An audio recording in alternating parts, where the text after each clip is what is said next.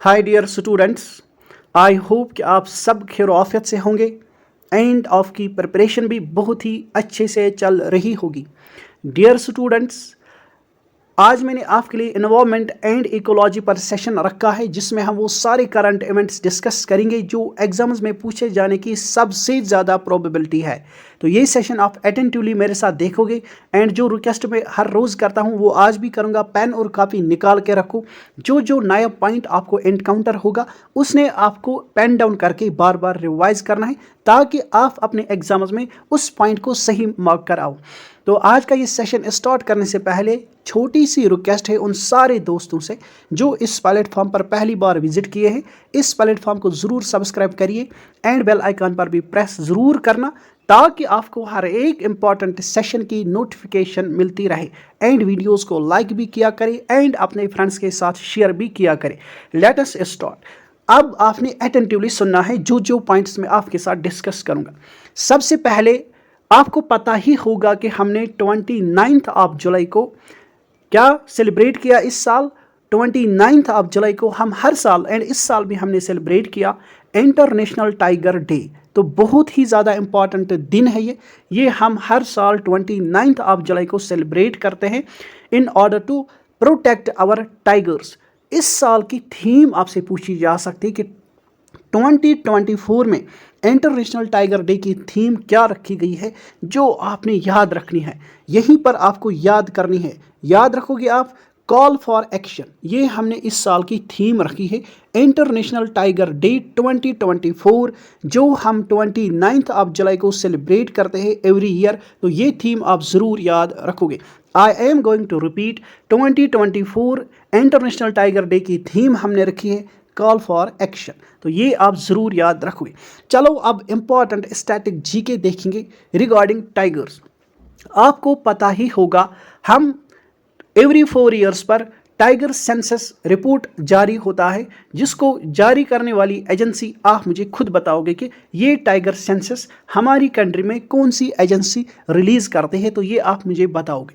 यहाँ पर कुछ इंपॉर्टेंट पॉइंट्स को हम देखेंगे। जो इंपॉर्टेंट स्टैटिस्टिक्स आया है वो आपने ज़रूर याद रखना है, वो आपसे पूछा जा सकता है रिगार्डिंग टाइगर सेंसस। सबसे पहले जो 2022 में टाइगर सेंसस रिलीज़ की गई उसके अकॉर्डिंग ये कहा गया कि हमारी कंट्री में यानी in our country India there are total 3167 tigers. ये आपने ज़रूर याद रखना है।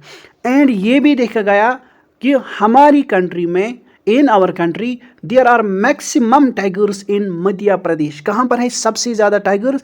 एमपी में, जो आपने याद रखना है। एंड नंबर क्या है? 785। 785 जिस स्टेट में है वो है हमारा एमपी। एंड इस नंबर के साथ हमारा एमपी बनता है एक ऐसा स्टेट हमारी कंट्री में जहाँ पर टाइगर्स की पॉपुलेशन सबसे ज़्यादा है। एंड इस तरह से एमपी को कहा जाता है टाइगर स्टेट ऑफ इंडिया। ये आपने याद रखना है। आपसे पूछा जाएगा कि स्टेट को कहा जाता है टाइगर स्टेट ऑफ इंडिया, तो याद रखोगे आप एमपी को कहा जाता है टाइगर स्टेट ऑफ इंडिया। ये आपसे पूछा जा सकता है, तो ये इंफॉर्मेशन आप याद रखोगे। नेक्स्ट नंबर पर टाइगर्स की पॉपुलेशन में जो दूसरे नंबर पर आता है स्टेट वो है हमारा कर्नाटका जहां पर 563 टाइगर्स है। ये आप याद रखोगे। एंड थर्ड नंबर पर टाइगर्स की पॉपुलेशन में उत्तराखंड आता है। तो ये पॉइंट्स आप ज़रूर याद रखोगे। आपसे पूछा जा सकता है बोलो किस स्टेट में सबसे ज़्यादा टाइगर्स पाए जाते हैं? तो एमपी। सेकंड नंबर पर कौन सा स्टेट है? कर्नाटका। थर्ड नंबर पर कौन सा स्टेट है? उत्तराखंड। तो ये आप याद रखोगे। यहाँ पर आपने ये भी याद रखना है स्टेट्स की कैटेगरी में हमने देखा कि सबसे ज़्यादा टाइगर्स एमपी में, देन सेकंड नंबर पर कर्नाटका एंड थर्ड नंबर पर उत्तराखंड। बट अगर आपसे पूछा जाए वो कौन सी नेशनल पार्क है और टाइगर रिजर्व है जहाँ पर सबसे ज़्यादा टाइगर पॉपुलेशन है, तो याद रखोगे आप कि इंडिया में highest number of tigers Jim Corbett tiger reserve में देखने को मिलते हैं। एंड ये जिम कॉर्बेट टाइगर रिजर्व कहाँ पर है ये भी आप याद रखोगे। ये है हमारे उत्तराखंड स्टेट में। कहाँ पर? उत्तराखंड स्टेट में। एंड उत्तराखंड का नंबर इन टाइगर पॉपुलेशन में थर्ड आता है। ये आपने अभी मेरे साथ देखा। तो ये सारे पॉइंट्स आप एज इट इज़ याद रखोगे, आपसे पूछे जा सकते। चलो नेक्स्ट स्लाइड पर हम मूव करते हैं। यहाँ पर कुछ इंपॉर्टेंट पॉइंट्स देखेंगे। तो हमारी कंट्री में यानी इन आवर कंट्री इंडिया यहाँ पर स्टार्ट हुआ था प्रोजेक्ट टाइगर, जो आप बच्चों को पता होगा। एंड ये प्रोजेक्ट टाइगर हमने स्टार्ट किया था 1973 में। ये डेट भी आप याद रखोगे, ये भी कई बार पूछा गया है। तो हमारी कंट्री में हमारी पीएम श्रीमती इंदिरा गांधी ने प्रोजेक्ट टाइगर स्टार्ट किया था 1973 में for the protection and preservation of tigers in our country. And ये किस पार्क से स्टार्ट किया गया था, किस नेशनल पार्क से स्टार्ट किया गया था? तो Jim Corbett national park. And at the time of its initiation, यानी इस प्रोजेक्ट की शुरुआत में 9 नेशनल पार्क्स को सिलेक्ट किया गया था ताकि ये प्रोजेक्ट इन 9 नेशनल पार्क्स में चलाया जाए। तो ये इंफॉर्मेशन आपने ज़रूर याद रखनी है। एंड अब क्या हुआ, अब ये डिसाइड किया गया, क्योंकि हमने आगे प्रोजेक्ट एलिफेंट भी स्टार्ट किया था। क्या किया था start? Project elephant. And if I am right, this project was started in our country in 1992 में। तो कब प्रोजेक्ट एलिफेंट स्टार्ट किया गया था? 1992 में। अब आपको ये इंपॉर्टेंट चीज़ याद रखनी है, अब आपने ये याद रखना कि रिसेंटली ये डिसीजन लिया गया कि जिस नेशनल पार्क में क्या है, याद रखोगे, गौर से सुनो मेरा हर एक पॉइंट। जिस नेशनल पार्क में हमारे टाइगर्स भी है एंड हमारे एलिफेंट्स भी है, हम उसमें 2 प्रोजेक्ट्स चलाते हैं। क्या चलाते हैं बच्चों? याद रखना है, हम उसमें 2 प्रोजेक्ट्स चलाते हैं। एक हम चलाते हैं project tiger for the protection of tigers, दूसरा हम चलाते हैं project elephant for the protection and preservation of elephants. ये हम किसी एक पार्क में, किसी एक नेशनल पार्क में भी सेपरेटली चलाते हैं। अलग अलग organisations project tiger and project elephant एक ही नेशनल पार्क में चलाते हैं सेपरेटली। ये हम ठीक नहीं करते हैं। अब हम क्या करेंगे, जिस नेशनल पार्क में हमें बहुत population of tigers and population of elephants एक साथ मिलती है, क्यों ना हम उसमें project tiger and project elephant merge करके चलाए, ताकि एक ही बॉडी को रेस्पॉन्सिबिलिटी दी जाए एंड वो अच्छे से प्रिजर्व एंड कंजर्व कर सकती है दोनों प्रोजेक्ट्स को चलाकर इन 2 एनिमल स्पीशीज़ को। आई होप कि आपको अच्छे से समझ में आ गया। तो हमने अब project tiger and project elephant को मर्ज किया है उन नेशनल पार्क्स के लिए जहां पर एलिफेंट्स भी पाए जाते हैं एंड टाइगर्स भी पाए जाते हैं। तो ये आप याद रखोगे। तो मैंने आपसे कहा था कि प्रोजेक्ट टाइगर हमने स्टार्ट किया था 1 अप्रैल 1973 में। किस पार्क से? जिम कॉर्बेट नेशनल पार्क से, जो हमें उत्तराखंड में देखने को मिलती है। इसका एम क्या था? To preserve and conserve the population of tigers in our country. I hope कि आप सारे दोस्तों को अच्छे से समझ में आ गया। बस छोटी सी इंफॉर्मेशन आपको ये देना चाहूँगा regarding Jim Corbett national park. इसका पहला नाम दिया जाता था हैले नेशनल पार्क। क्या नाम दिया जाता था? Hailey national park. हर एक बच्चा याद रखेगा, क्योंकि एग्जाम्स में पूछा जाएगा। ये आप याद रखोगे कि जिम कॉर्बेट नेशनल पार्क का पहला नाम था हैले नेशनल पार्क। एंड इसको एस्टेब्लिश किया गया था in our country by the British Indian government in 1936। ये भी आपने याद रखनी है। एंड इस तरह से हैले national park is the first national park जिसको हमारी कंट्री में एस्टेब्लिश किया गया था for the protection of diversity. तो ये आपने याद रखना है। चलो नेक्स्ट प्रोजेक्ट पर आते हैं, जो मैंने आपसे कहा कि प्रोजेक्ट एलिफेंट भी हमारी ही कंट्री में चला था for the protection and preservation of elephants. इसको लॉन्च किया गया था फैब 1992 में। अभी से मेरे दोस्तों याद करो कि 1992 में हमारा प्रोजेक्ट एलिफेंट चला था। ये आपने याद रखना है for the conservation of Asiatic elephants and there natural habitat. यानी हमने प्रोजेक्ट एलिफेंट के तहत ये डिसीजन लिया कि we are going to protect and conserve the Asiatic elephants and their home also. यानी हैबिटेट वो प्लेस होती है जहाँ पर हमारे एनिमल्स रहते हैं, जिस तरह हम इंसान घरों में रहते हैं। एंड हम चाहते हैं कि हमारे घर सेफ एंड सिक्योर रहे फॉर आवर पीसफुल लिविंग। इसी तरह से हमने ये भी चाहा, चलो अब हम इंसान तो है ही, लेकिन एनिमल्स का भी केयर करेंगे, उनका भी घर हम सेफ एंड सिक्योर रखेंगे फॉर देयर पीसफुल लिविंग। तो ये आप ज़रूर याद रखोगे।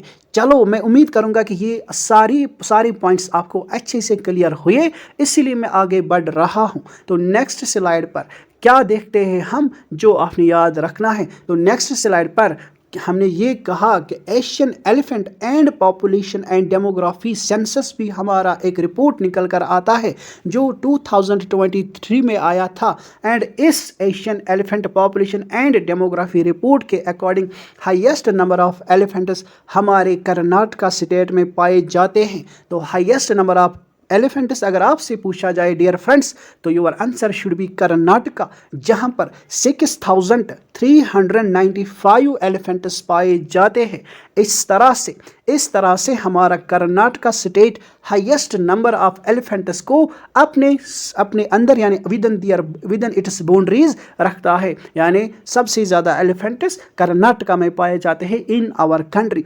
अब अगर आपसे पूछा जाए कहो सबसे ज़्यादा एलिफेंट्स किस एलिफेंट रिजर्व में और टाइगर रिजर्व में और नेशनल पार्क में पाए जाते हैं, तो याद रखोगे आप सबसे ज़्यादा एलिफेंट्स हमारी कंट्री में बांडीपुर टाइगर रिजर्व में पाए जाते हैं, ये आप याद रखोगे। एंड बताओ ये बांडीपुर नेशनल पार्क और ये बांडीपुर टाइगर रिजर्व किस स्टेट में है, तो कर्नाटका में। कहाँ पर? कर्नाटका में। ये सारे पॉइंट्स आप याद रखोगे। चलो जल्दी से रिवाइज करेंगे क्योंकि हमने यहीं पर याद करना है, क्योंकि हमारे पास टाइम ही नहीं है कि हम फिर से किताबें खोल कर देखें। चलो फिर से यहीं पर रिवाइज करेंगे। सबसे ज़्यादा टाइगर्स बताओ जल्दी से किस स्टेट में पाए जाते हैं। ये आपके सर आपसे क्वेश्चन कर रहे हैं, जल्दी बताओ कहाँ पर है सबसे ज़्यादा। बताओ एमपी में। शाबाश, वेरी गुड। इस तरह से एमपी को कहा जाता है टाइगर स्टेट ऑफ इंडिया। बोलो दूसरे नंबर पर कौन सा स्टेट आता है, तीसरे नंबर पर कौन सा स्टेट आता है जहाँ पर टाइगर्स की पॉपुलेशन सबसे ज़्यादा पाई जाती है। क्योंकि अगर आप बार बार रिवाइज करोगे तो आपको याद आ जाएगा, यही कर्नाटका है जहां पर दूसरे नंबर पर टाइगर्स की पॉपुलेशन है। एंड यहां से उत्तराखंड है जहां पर तीसरे नंबर पर टाइगर्स है। चलो हमने रिवाइज भी किया जल्दी से। अब आओ हमारे यहां पर हमसे पूछा गया था सबसे ज़्यादा कर्नाटका में एलिफेंट्स पाए जाते हैं जहां पर सेकंड नंबर पर टाइगर्स की पॉपुलेशन है, या आप याद रखोगे। एंड नेशनल पार्क अगर हमसे पूछी जाए कौन सी नेशनल पार्क जहां पर सबसे ज़्यादा एलिफेंट्स पाए जाते हैं, तो बांडीपुर टाइगर रिजर्व और बांडीपुर नेशनल पार्क जो कहां पर है? कर्नाटका में। कितने मैक्सिमम एलिफेंट्स है यहां पर? ये आप याद रखोगे 1116 ये नंबर है। चलो लेट अस मूव फॉरवर्ड। अब ये सब अच्छे से याद रह गया और समझ में अच्छे से आ गया। चलो अब दूसरे नंबर पर आते हैं। यहां पर हमारा न्यूज़ में रहा था मुकुर्थी नेशनल पार्क। क्या रहा था न्यूज़ में? Mukurthi national park. अब इस मुकुर्थी नेशनल पार्क के बारे में जानेंगे, ये न्यूज़ में क्यों थी ये नेशनल पार्क। तो याद रखना है आपको, तमिलनाडु फॉरेस्ट डिपार्टमेंट ने कुछ स्टेप्स लिए हैं तो कर्ब पोचिंग। क्या हम पोचिंग को रोकेंगे? ये डिसीजन किसने लिया? तमिलनाडु फॉरेस्ट डिपार्टमेंट ने ये डिसाइड किया कि we are going to curb the poaching. ये आपने याद रखना। किस नेशनल पार्क में? मुकुर्थी नेशनल पार्क में। हमें पता चल गया कि मुकुर्थी नेशनल पार्क कहाँ पर है? तमिलनाडु में है। ये आप याद रखोगे। ये कहाँ पर पड़ते हैं? वेस्टर्न कॉर्नर ऑफ नीलगिरी प्लेटो। ये आप याद रखोगे। जो हमारे नीलगिरी माउंटेन्स हैं इन्हीं के वेस्टर्न कॉर्नर पर है हमारी मुकुर्थी नेशनल पार्क। ये आप याद रखोगे। काफ़ी बार पूछा गया है, तो नेशनल पार्क्स के रिगार्डिंग पूछा जाता है कौन सी नेशनल पार्क किस स्टेट में पाई जाती है। तो वेस्टर्न घाट्स में है हमारा तमिलनाडु, जहाँ पर हमारा मुकुर्थी नेशनल पार्क देखने को मिलता है। एंड ये जो मुकुर्थी नेशनल पार्क है ये है part of Nilgiri biosphere reserve. तो ये आपसे पूछा जाएगा कौन कौन सी national park part of Nilgiri biosphere reserve है, तो आपने याद रखना है मुकुर्थी नेशनल पार्क भी उनमें से एक है। चलो यहां पर आप देखेंगे किसके लिए फेमस है मुकुर्थी नेशनल पार्क। तो यहाँ पर हमें 21 स्टोन स्पीशीज़ देखने को मिलती है जिसको हम नीलगिरी तहर के नाम से जानते हैं। तो ये आप याद रखोगे, काफ़ी ज़्यादा इंपॉर्टेंट पॉइंट है। आई होप कि ये सारे पॉइंट्स भी आपको अच्छे से समझ में आ गए। चलो अब आगे बढ़ते हैं और देखते हैं। तो डियर फ्रेंड्स, हमने इसी साल हमने जो हर साल हम सेलिब्रेट करते हैं, इस साल भी सेलिब्रेट किया हमने अपना 5 जून को environment day, world environment day. तो आपसे पूछा जाएगा किस डेट पर वर्ल्ड एनवायरनमेंट डे सेलिब्रेट किया जाता है हर साल, तो 5th ऑफ जून, ये आप याद रखोगे। एंड ये डे किसने स्टार्ट किया था पहली बार, यानी सेलिब्रेट करना स्टार्ट किया था? तो यूएन जनरल असेंबली कब से? 1972 से। ये भी आपने याद रखना है। इस साल की थीम आपसे पूछी जा सकती है, यानी एक तो लास्ट ईयर की थीम 2023 में हमारी थीम थी for environment day, world environment day की, वो है सॉल्यूशंस टू प्लास्टिक पोल्यूशन। क्या है theme? Solutions to plastic pollution for the year 2023। And इस साल की थीम आप याद रखोगे जो हम 5 जून को क्या मनाता है वर्ल्ड एनवायरनमेंट डे? इस साल की थीम है land restoration, desertification and drought resilience. ये आपने याद रखना है। एंड इस साल की होस्ट कंट्री भी आपने याद रखनी, यानी इस साल पर्टिकुलरली किस कंट्री में ये एनवायरनमेंट डे हेल्ड किया गया, तो आपने याद रखना है the kingdom of Saudi Arabia, यानी सऊदी अरबिया में हमने इस साल का यानी 2024 का एनवायरनमेंट डे हेल्ड किया। तो ये आप याद रखोगे। एंड थीम ज़्यादा आप याद रखोगे, थीम है land restoration, desertification and drought resilience. ये आप याद रखोगे। Let us move to next slide. तो नेक्स्ट स्लाइड पर बहुत ही ज़्यादा इंपॉर्टेंट करंट अफेयर है जो आपने याद रखना है। तो हमारे एनवायरनमेंट मिनिस्टर जो थे भूपेंद्र यादव, कौन थे? भूपेंद्र यादव। इन्होंने एक इम्पॉर्टेंट डिसीजन लिया, एक प्रोजेक्ट स्टार्ट किया अरावली ग्रीन वॉल प्रोजेक्ट के नाम से। तो आपसे पूछा जाएगा किसने स्टार्ट किया था अरावली ग्रीन वॉल प्रोजेक्ट? तो your answer should B Bhupendra Yadav, जो हमारे एनवायरनमेंट एंड फॉरेस्ट मिनिस्टर रहे हैं। ये आप याद रखोगे। इसका थीम क्या है, क्या है इसका पर्पज़, क्या है इसका पर्पस? किसका? अरावली ग्रीन वॉल प्रोजेक्ट का। तो इसका पर्पस बस यही है, to create 1400 kilometre long and 5 kilometre wide green belt around Aravalli mountain range. ये आप याद रखोगे। यानी जो हमने अरावली ग्रीन प्रोजेक्ट स्टार्ट किया, मान लो ये हमारे अरावली माउंटेन्स हैं। कौन से? ये I am going to draw these mountains for you. यहाँ से हमारे अरावली माउंटेन्स है। तो हमने क्या किया, हमने देखा ये तो गुजरात से स्टार्ट होते हैं अरावली माउंटेन्स एंड कहाँ पर होते हैं? हरियाणा में। कहाँ पर? हरियाणा में। तो कितने स्टेट्स में फैले हुए हैं याद रखोगे। हम सबसे पहला हमारा गुजरात, देन हमारा राजस्थान, देन हमारा दिल्ली एंड देन हमारा हरियाणा। एक यूटी एंड 3 स्टेट्स में फैला हुआ है हमारे अरावली माउंटेन्स। हमने क्या किया, हमने देखा चलो इनकी डिस्टेंस, ये जो लेंथ है हमारे अरावली माउंटेन्स की, इनकी लेंथ को हमने 1400 किलोमीटर तक कवर किया एंड स्टार्ट किया ग्रीन वॉल प्रोजेक्ट। एंड इसकी विड्थ कितनी है? तो हमने क्या डिसाइड किया, चलो 5 किलोमीटर तक। एक तो लेंथ में हमने 1400 किलोमीटर एंड जो इसकी वाइडरनेस है इसको हमने 5 किलोमीटर तक कवर किया एंड स्टार्ट किया अपना ग्रीन वॉल प्रोजेक्ट, यानी अरावली ग्रीन वॉल प्रोजेक्ट हमने स्टार्ट किया around the mountains of Aravalli, जो याद रखोगे आप गुजरात में, राजस्थान में, हरियाणा में एंड दिल्ली में फैले हुए हैं। ये आप याद रखो, ये आपसे पूछा जा सकता है। एंड हमारे ग्रीन वॉल प्रोजेक्ट का जो मेन एम है वो यही है कि हम प्रिजर्व करें बायोडाइवर्सिटी यानी flora and fauna of Aravalli mountains and हम कर्व करें, हम कम्बैट करें। क्या कम्बैट करें? किसको हम रोके? डेजर्टिफिकेशन को।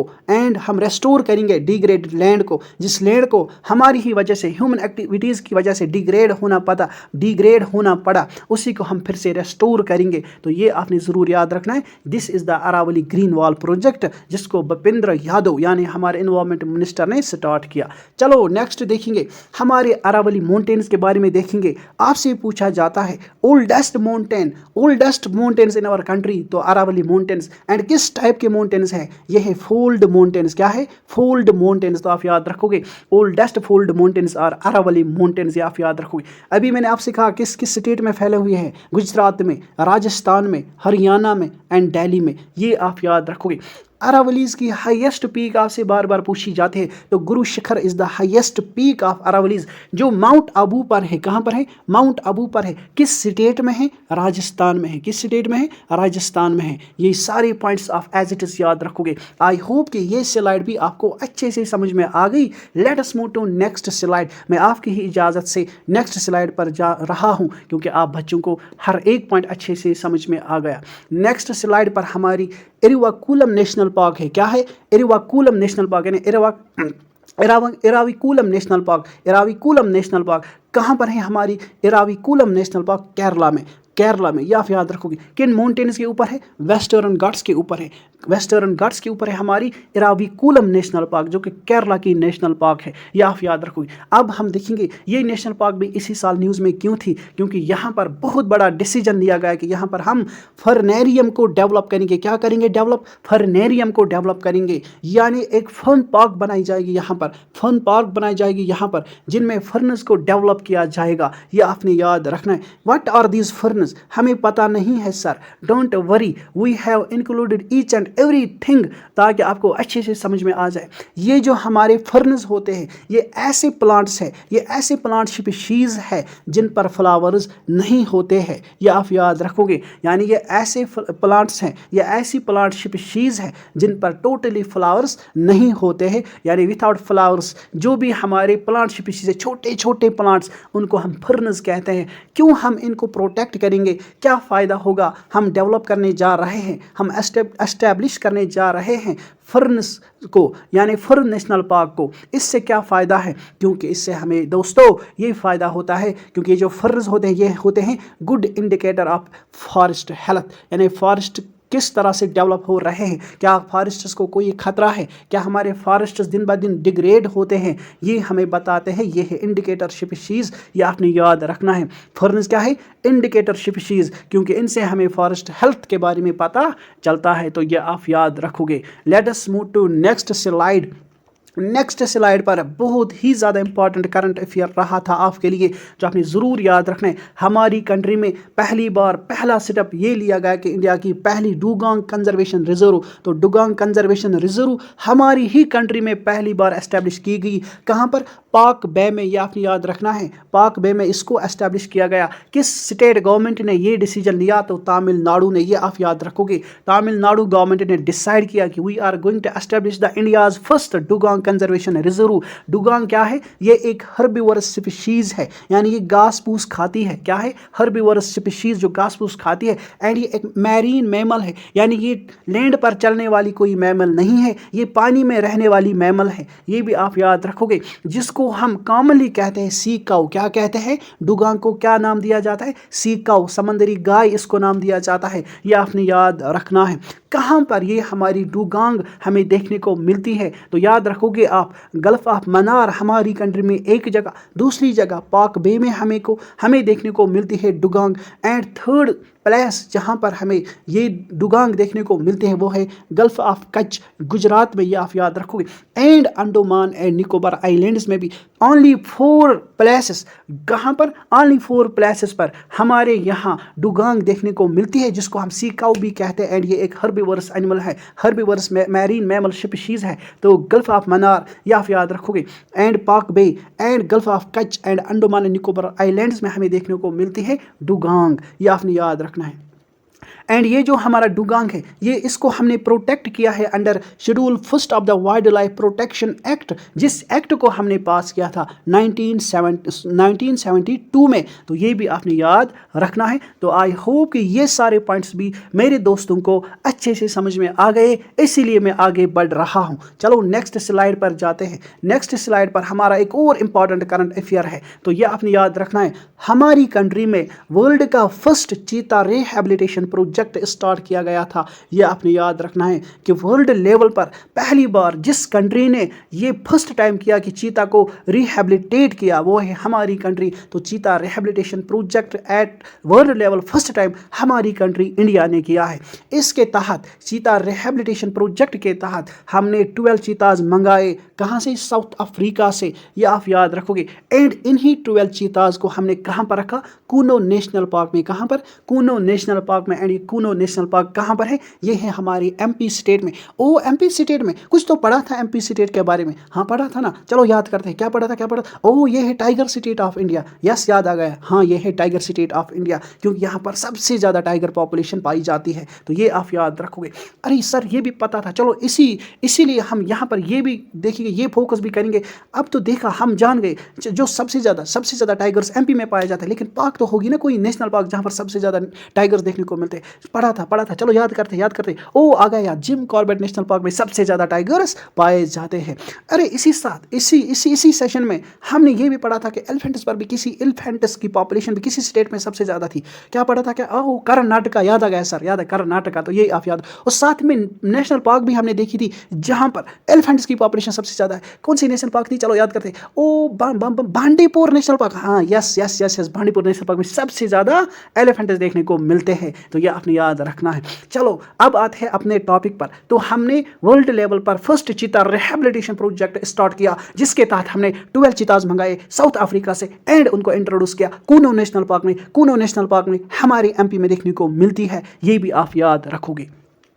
हमने क्या किया था, इससे पहले 12 चीता मंगाने से पहले हमने इससे पहले 8 चीता भी मंगाए थे। कहीं से, कहाँ से मंगाए थे? हमने नामीबिया से मंगाए थे, जो एक साउथ अफ्रीकन कंट्री है। कहाँ से मंगाए थे? नामीबिया से हमने 8 चीता मंगाए थे, जो हमने इंट्रोड्यूस किए थे कूनो नेशनल पार्क में। कहाँ पर? कूनो नेशनल पार्क में। ये सारे पॉइंट्स मेरे दोस्तों को अच्छे से समझ में आ गए, इसीलिए मैं आगे बढ़ रहा हूँ। तो ये सारे पॉइंट्स आप एज इट इज याद रखोगे, काफ़ी ज़्यादा इंपॉर्टेंट पॉइंट्स है dear friends. Let us move to forward. चलो आगे देखते हैं। आगे हमने क्या देखा? According to Asian elephant population and demography, ये हमने पढ़ा। हाँ, ये हमने पढ़ा। चलो ये स्लाइड रिपीट हो गई, इसको हमने अभी भी देखा था। तो कर्नाटक में सबसे ज़्यादा एलिफेंट्स है एंड बांडीपुर नेशनल पार्क में सबसे ज़्यादा एलिफेंट्स है। चलो फॉरवर्ड मूव करते हैं। तो यहाँ पर एक और इम्पॉर्टेंट करंट इवेंट ये रहा था कि इंडिया एक ऐसी कंट्री है जो पहली कंट्री है जिसने स्टार्ट किया India's national dolphin research centre.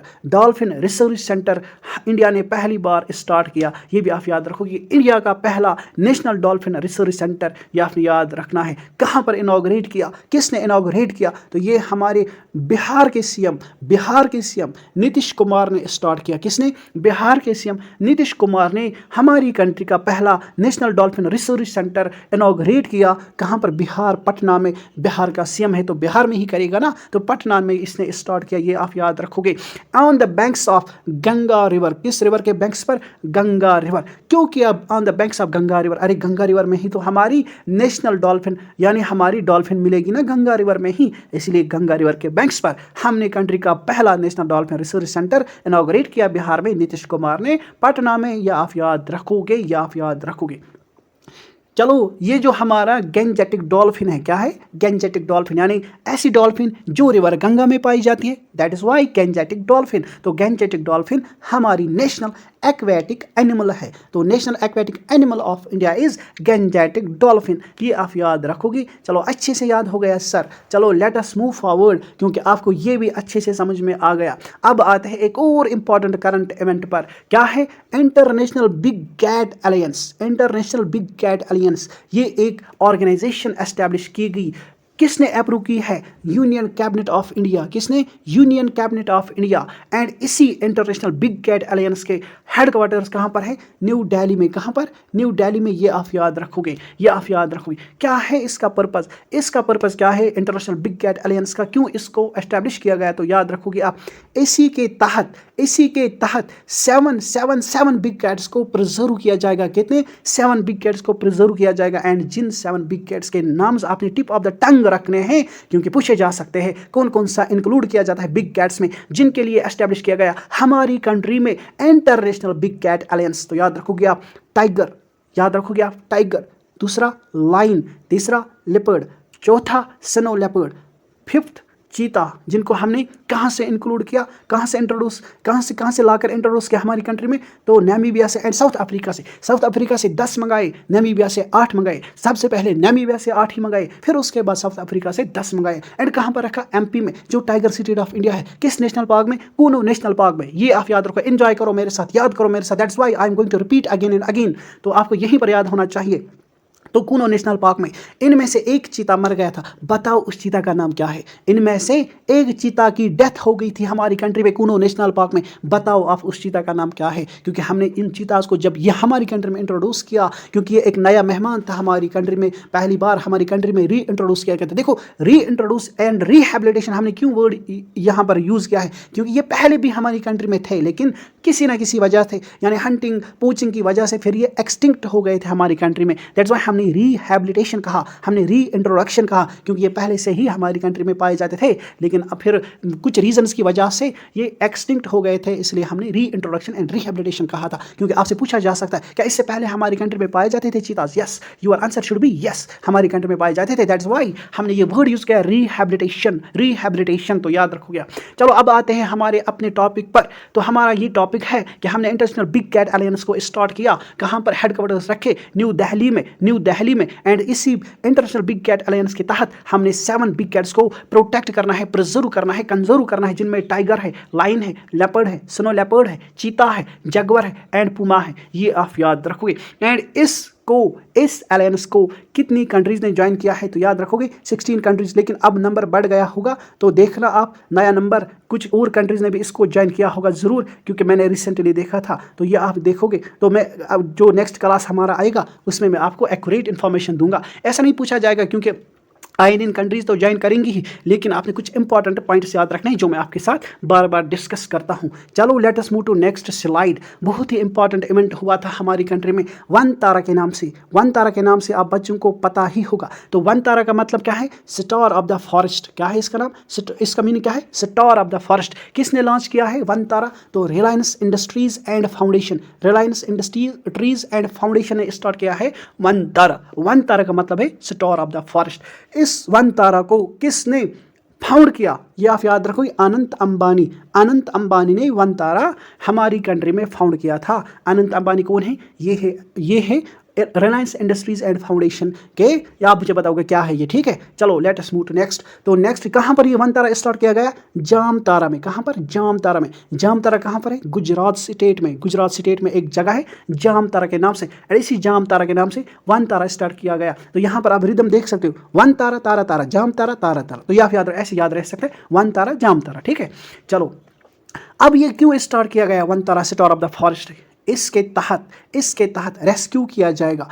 क्या रेस्क्यू का मतलब क्या होता है? देखो मान लो किसी एनिमल पर अटैक हुआ, या कहीं किसी वजह से एनिमल किसी जगह पर किसी रिस्क में फंस गया, उसको कहते हैं रेस्क्यू ऑपरेशन। जब हम उसको फिर उस रिस्क से निकाल कर लाते हैं, चाहे वो फिर कोई मैन उसको रिस्क में डाले या वो खुद किसी रिस्क में पड़ जाए, जैसे फॉरेस्ट फायर्स होती है या पोचिंग होती है या किसी एनिमल को किल किया जाता है। तो जब हम उसको देखेंगे तो ये वन तारा क्या करेगा? ये एक टीम बनाएगी जो फॉरेस्ट्स में जाकर, वाइल्ड लाइफ सेंचुरीज में जाकर, यानी ये वॉच रखेगी कहाँ पर हमारे एनिमल्स रिस्क में हैं, तो उनको ये उन पर रेस्क्यू ऑपरेशन चलाया जाएगा। एंड ट्रीटमेंट किया जाएगा, क्योंकि कोई जख्मी होगा, आग में जल गया होगा, या शिकारियों ने कोई तीर मारी होगी, तो फिर उनका ट्रीटमेंट भी किया जाएगा एंड उनका केयर भी किया जाएगा, उनकी देखभाल भी की जाएगी इस वन तारा में, एंड उनको रिहेबिलिटेट भी किया जाएगा। ये सारे पॉइंट्स याद रखने, रेस्क्यू भी किया जाएगा, ट्रीटमेंट भी किया जाएगा, केयर भी किया जाएगा, देन उनको रिहेबिलिटेट किया जाएगा, यानी उनको घर वापसी भेजा जाएगा। जैसे घर वापसी, मुझे मेरे घर की याद आती है, मुझे वापस घर भेजो,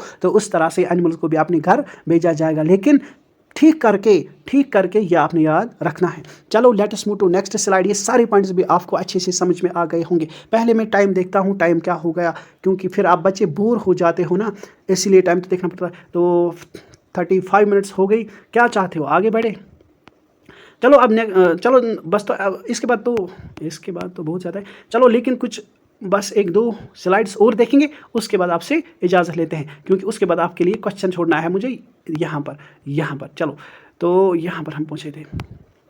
तो यहाँ पर कुछ इंपॉर्टेंट पॉइंट्स आपने ये याद रखने कि न्यू रामसर साइट्स भी हमारी कंट्री में इंट्रोड्यूस की गई थी। न्यू रामसर साइट्स 5 इंट्रोड्यूस की गई थी, यानी कुछ और, यानी 5 साइट्स को इंक्लूड किया गया है रामसर साइट्स में, जिनमें 3 हमारी रामसर साइट्स यहाँ पर। चलो यहाँ पर जल्दी से इनको डिस्कस करके, आई नो कि आप बोर हो जाते हो। तो 3 कहाँ की रामसर साइट्स है जिनको इंक्लूड किया गया? कर्नाटका की है, जिनमें ये आपने याद रखना है, बहुत ज़्यादा इंपॉर्टेंट, ये आप याद रखोगे। जिनमें एक है अंकासमुद्रा बर्ड कंजर्वेशन रिजर्व, कर्नाटका की एक साइट है जिसको इंक्लूड किया गया है रामसर साइट्स में। नेक्स्ट है अंगाशिनी एस्चुरी। क्या है? अंगाशिनी एस्चुरी, इसको भी इंक्लूड किया गया। तीसरी है, थर्ड, जो कर्नाटका से है, ये आप याद रखोगे, मागड़ी कैरे कंजर्वेशन रिजर्व। तो मागड़ी कैरे कंजर्वेशन रिजर्व ये भी कर्नाटका की है। ये तीनों कर्नाटका से है, ये आप याद रखोगे। एक है अंकासमुद्रा बर्ड कंजर्वेशन रिजर्व, दूसरी है अंगाशिनी एस्चुरी, तीसरे Magadi Kere conservation reserve. These are the 3 sites from Karnataka जिनको इंक्लूड किया गया in the list of Ramsar sites. And 2 new sites कहाँ की है? तमिलनाडु की। क्योंकि तो टोटल में 5 इंक्लूड की गई, तो तमिलनाडु की 2 है, लॉन्गवुड शोला रिजर्व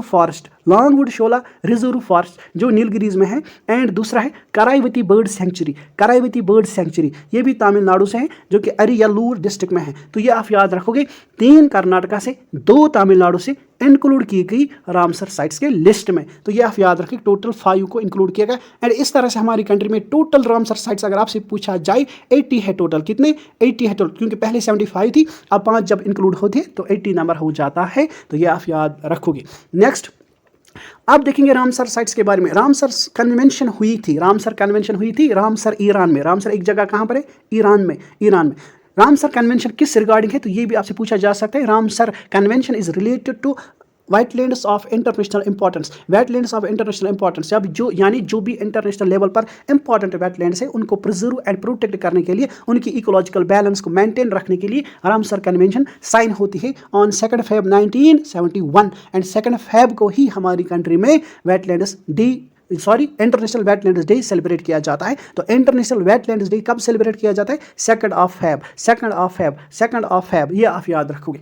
तो मैंने आपसे कहा कि रामसर एक जगह है ईरान में, दैट इज वाई कि इसको नाम दिया जाता है रामसर कन्वेंशन। कन्वेंशन क्या होती है? कोई बच्चा बता सकता है? चलो सुनो, कन्वेंशन क्या होती है? कन्वेंशन हम एक ऐसी ट्रीटी को कहते हैं जहां पर सिर्फ एक ही only one specific issue discuss किया जाता है एंड उसका सलूशन दिया जाता है। तो इसीलिए हम कन्वेंशन जब भी यूज़ करेंगे तो याद रखना, बस एक स्पेसिफिक इशू डिस्कस किया जाता है एंड उसको रिजॉल्व करने की कोशिश की जाती है, उसको हम कहते हैं कन्वेंशन। तो ये आप याद रखोगे। कन्वेंशन में एक only one particular issue is decided and resolved. ये आप याद रखोगे। जहाँ पर वर्ल्ड के हाईएस्ट जो वर्ल्ड पावरफुल लीडर्स होते हैं इसमें मीट होते हैं। ये आप याद रखो, यानी इसमें कोई एरा गैरा नहीं जा सकता। इसमें वो हाईली जो पावरफुल मैन्स होते हैं, हाईली इन्फ्लुएंशियल पर्सनैलिटीज़ यहाँ पर मीट करते हैं एंड कोई स्पेसिफिक इशू डिस्कस करते हैं जहाँ पर फिर उसको रिजॉल्व करने की कोशिश की जाती है। उसको हम कन्वेंशन कहते हैं। क्योंकि अगर कोई पावरलेस जाएगा तो वो डिसाइड करके भी क्या ही कर सकता है, क्योंकि इसमें रिसोर्सेज लगते हैं, फिर इन्वेस्टमेंट लगता है। तो वो वही जा सकते हैं ना जो पावरफुल होते हैं, जो इन्फ्लुएंशियल पर्सनैलिटीज़ होते हैं, कंट्री के हेड्स, वही ये कन्वेंशन कर सकते हैं। तो ये आप याद रखोगे। तो चलो आते हैं इसी कन्वेंशन को, रामसर कन्वेंशन को फिर इन्फोर्स कब किया जाता है? 21 दिसंबर 1975। ये भी आपने याद रखना है, ये भी आपसे पूछा जा सकता है। एंड टोटल हमने डिस्कस किया कि हमारी कंट्री में टोटल रामसर साइट से 80, ये आपने याद रखना है। Maximum number of Ramsar sites कहाँ पर है? तमिलनाडु में। Maximum number of Ramsar sites Tamil Nadu में, जहाँ पर टोटल 16 रामसर साइट्स है। सेकंड नंबर पर यूपी है हमारा, उत्तर प्रदेश, जहाँ पर 10 रामसर साइट्स है। याद रखोगे। Maximum number of tigers MP, maximum number of elephants कहाँ पर? कर्नाटका में। तो ये आप याद रखोगे। चलो अब जाते हैं हमारे आखिरी पड़ाव पर आते हैं, जहां पर आप सबके लिए क्वेश्चन है, बहुत ही ज़्यादा इंपॉर्टेंट क्वेश्चन है। आप मुझे बताओगे green muffler is related to pollution of, तो किस प्रदूषण के रिगार्डिंग है हमारा ग्रीन मफलर? तो याद रखोगे आप, इस क्वेश्चन का आंसर जरूर करोगे कि green muffler is related to pollution of. तो हर एक बच्चा आंसर करेगा, जिस बच्चे का आंसर सही होगा मैं उसे हार्ट दूंगा ताकि सबको पता चले कि सही आंसर का है। देखो, पार्टिसिपेट किया करो, अपनी एक्टिवनेस एंड अलर्टनेस शो किया करो, क्योंकि ये जिस क्वेश्चन का आप आंसर करते हो ना, देखो हम यूं ही नहीं रखते आपके लिए क्वेश्चन। जो बच्चा क्वेश्चन का आंसर करता है उसको वो क्वेश्चन दोबारा कभी गलत नहीं होगा, क्योंकि वो खुद लिखता है। यही हमारा मोटिव रहता है आपको क्वेश्चन देने का। तो जरूर हर एक बच्चा पार्टिसिपेट करेगा। I am going to read the question. Green muffler is related to pollution of, क्या सॉइल से है, एयर से है, नॉइज से है, or more than one of the above given options? इसका आंसर आप जरूर करोगे। तो चलो लेते हैं इसी नोट पर आपसे इजाजत, लेकिन जाने से पहले छोटी सी रिक्वेस्ट है, अगर किसी दोस्त ने ये प्लेटफॉर्म सब्सक्राइब नहीं किया तो सब्सक्राइब जरूर करें एंड बेल आइकन पर भी प्रेस जरूर करना एंड वीडियोस को ज़्यादा से ज़्यादा लाइक भी करना एंड अपने फ्रेंड्स के साथ शेयर भी करना। Goodbye, take care.